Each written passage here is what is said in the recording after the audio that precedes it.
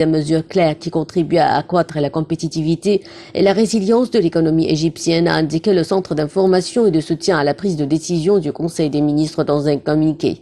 Il a noté que la conférence connaîtra également l'annonce d'un certain nombre d'incitations pour le secteur industriel et les exportateurs afin d'atteindre les objectifs nationaux. Les activités de la conférence organisée par le gouvernement du 23 au 25 octobre courant ont débuté ce dimanche selon les directives du président Abdel Fattah al-Sisi afin d'examiner les conditions et l'avenir de l'économie égyptienne avec une large participation d'un groupe d'économistes penseurs et d'experts spécialisés. L'ordre du jour de la conférence comprend de nombreuses sessions qui se focalisent sur 3 axes principaux.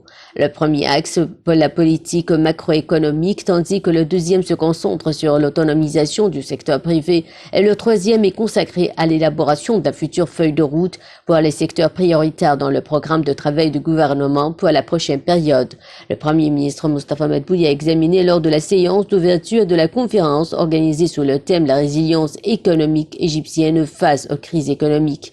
La vision du programme de travail au gouvernement, un aperçu des indicateurs de la performance de l'économie égyptienne, de sa capacité et de sa flexibilité face aux crises économiques.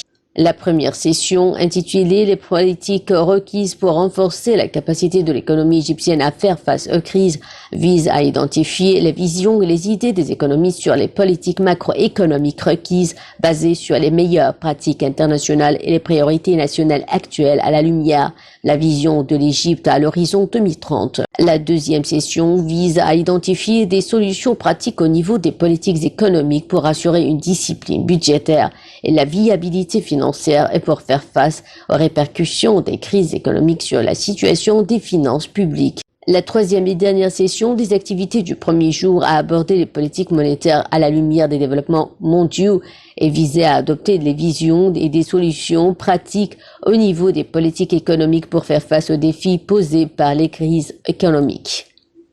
Les sessions du deuxième jour aborderont l'autonomisation du secteur privé et la création d'un environnement propice aux affaires à travers 13 séances. Quant aux activités du troisième et dernier jour de la conférence, elles doivent comprendre une première session sur le thème « Une feuille de route pour le développement du secteur industriel, défis et mécanismes pour stimuler le secteur qui vise à résoudre les problèmes des importateurs pour réduire le volume des importations et augmenter les exportations industrielles ».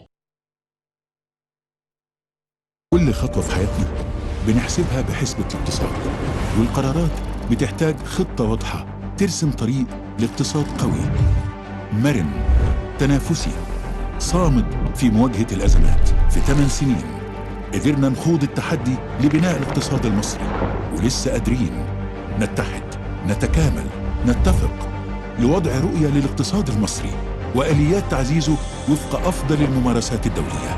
المؤتمر الاقتصادي في الفترة من 23 إلى 25 أكتوبر، فندق الماسة، العاصمة الإدارية الجديدة. خارطة طريق لاقتصاد أكثر تنافسية. Le président Abdel Fattah al-Sisi a souligné dimanche que la crise profonde que l'État avait subie au cours des 50 dernières années avait exigé des mesures sévères et dures et des solutions tranchantes et continues réglant tous les déséquilibres. Le chef de l'État s'est exprimé dans son discours à la conférence économique Égypte 2022 dans la nouvelle capitale administrative. Il a indiqué que la confrontation aux défis et aux pressions avait nécessité des solutions décisives de la part de l'État et une compréhension de l'opinion publique à cet égard afin de pouvoir adopter le chemin de la réforme.